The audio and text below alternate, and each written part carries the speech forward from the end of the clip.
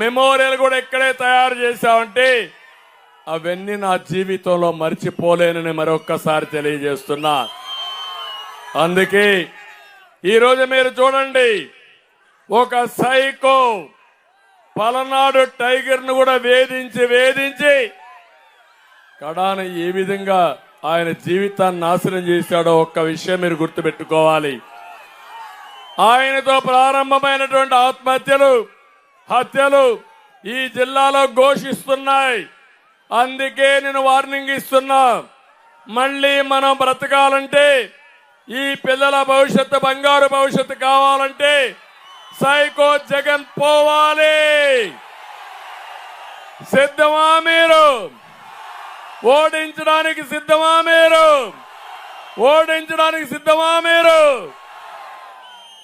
అందుకే ఆ కుటుంబాన్ని కూడా కోరుతున్నా.